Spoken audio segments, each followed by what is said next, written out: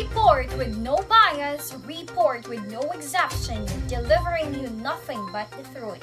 This is EL 103 News Report.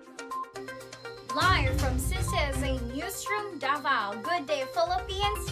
Good day, Davao. This is Gatcha Tabaranza, serving you hottest topic types of learning. This report will let you know what types of learner are you. So sit back, relax, and enjoy. For the headlines: signal learning, stimulus response learning, training, and verbal association. First types of learning, we have signal learning. Hey Paul, what do we need to hear about signal learning? Thank you, Gatset Tabaranza. Signal learning is the most basic type of learning according to Gottman. It involves an individual making a general, diffuse response to a signal, or the stage where involuntary responses are learned. This condition is similar to classical conditioning. For example, when a car sounds the horn as we are crossing the road, our eyes swivel towards the source and we quicken our steps. This is the simplest form of learning and consists essentially of the classical conditioning first described by behavioral psychologist Pavlov. To you, Gatset Tabaranza. Thank you so much, Paul. That sounds interesting. Now let's get more information. Stimulus response learning. Cherry and Dave. Good day, Gat. I am here live at Christian Colleges of Southeast Asia. So let's define first stimulus and response. A stimulus is anything that causes a response, and response is the reaction of an event. And according to my interviewers earlier, that stimulus response learning is also known as operant conditioning, was originally developed by Skinner. It involves developing desired stimulus response bound in the subject through a carefully planned reinforcement schedule based on the use of rewards and punishments. Let's take a scenario. Dave going to school. He is walking on a road. He comes across a signal. It turns red, so he stopped walking. After some time, signal changes to green. He crosses the road and goes to school. That means that they respond differently to different stimulus. Let's take another scenario that results a positive reinforcement. Dave listened attentively to her teacher and got a perfect score, so that her teacher thanked him. In other words, by listening attentively, the reward is being treated by her teacher. Last part of this discussion, we will talk about classical conditioning and operant conditioning. Classical conditioning first described by Ivan Pavlov, a Russian psychologist, and operant conditioning first described by D.F. Skinner, an American psychologist. Another scenario. A school teacher punished the student for talking out of turn by not letting the student go outside for recess. As a result, the student formed a association between the behavior is that talking out of turn, and the consequence is that not being able to go outside for recess. As a result, the problematic behavior decreases.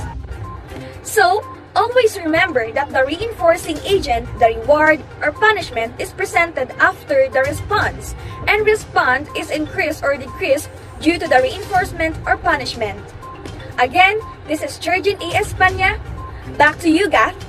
Thanks, Cherry and Dave. So, in general, classical conditioning focuses on involuntary automatic behaviors, while operant conditioning focuses on strengthening or voluntary behaviors. Now let's move forward to training. Anna and Monica, you're next. Good day, Gath. This is Anna Cansinyal reporting about training. The third type of learning is training. This type of learning has the ability to connect two or more previously learned stimulus response bonds into a linked sequence. It is the process whereby most complex psychomotor skills are learned. There are two types of training techniques: the forward training and the backward training. Now, what is a forward training? Forward training techniques moves a child from the first part of the task to the end. In short, each step must be mastered before the next step in the skills where the series is added. Here's an example of the application forward training for us to understand better this type of learning. This is an example of forward chaining. Alright, Hope, are you ready to practice writing your name? No, it's too hard. But it only has 4 letters. Do you want me to show you? Yes. Okay. H-O-P-E. 4 letters. Do you think you can write the first letter for me and then I'll help you finish it? Yes. Okay. Good job writing the H-O-P-E. Get a sticker. Okay. Do you think you can write H-O and I'll finish it? Yes. Okay. Oh, good job. And I'll finish it. P-E. See, it's not so hard, is it? Yeah. Alright, can you write 3 letters? I'll finish it for you. E.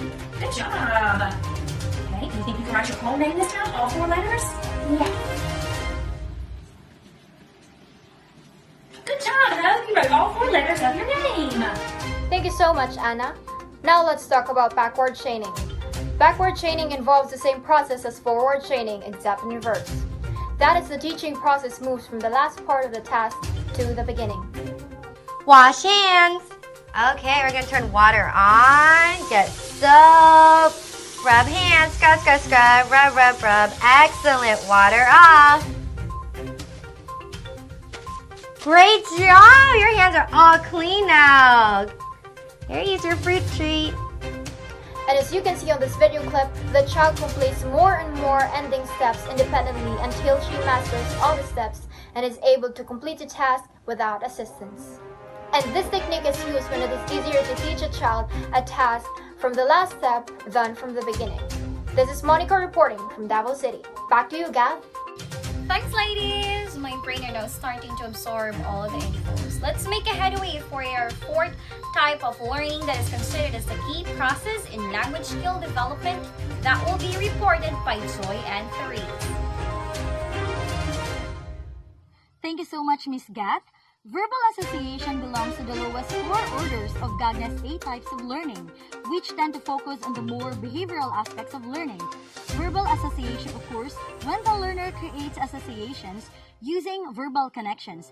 It is also considered or known as the key process in language skill development. This learning is a type of training, but the links are verbal units.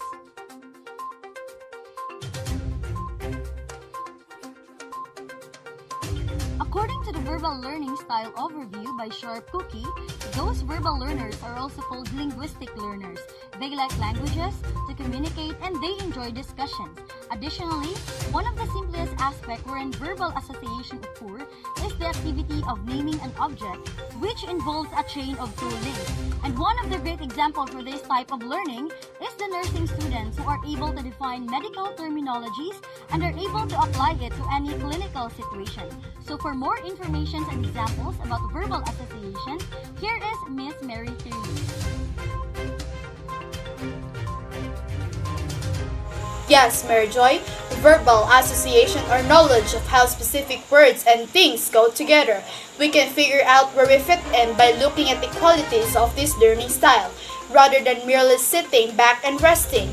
Verbal learners prefer to join in debates. When the atmosphere is definitely quiet, verbal learners despises it. They like to converse with one another only to fill up the time.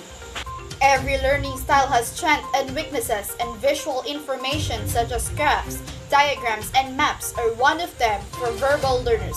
They may have a more difficult time comprehending what visual data is attempting to express. They may be excellent at articulating their thoughts verbally, but they may struggle to write them down or spell them correctly. Verbal learners will benefit from these given study tips. Talk it out. Verbal learners prefer to be verbal. Joining a study group allows learners to learn more by discussing and talking about their topics with others. Listening to background music helps learners cope with dead silence, and learners are more likely to remember when making up songs and rhymes. Teaching things and being compelled to say it out loud to someone else can help you learn more facts and get a deeper understanding of them. Verbal learners should play to their strength. When given the option of learning in a variety of ways, pick the one that works best for you. Learning is a necessary tool that feeds our minds and calms our spirits. It is necessary for both personal and professional career since it allows us to better comprehend and handle situations in life. This is Therese reporting, Verbal Association. Gat? Wonderful! Thank you, Joy and Therese. We already know the 4 types of learning: signal learning, stimulus response learning, chaining, and verbal association. Now, are you able to know what types of learner are you?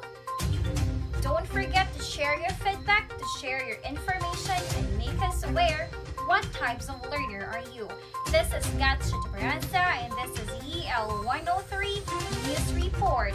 Report that is no bias, report that's no exception, delivering nothing but the truth. Good day.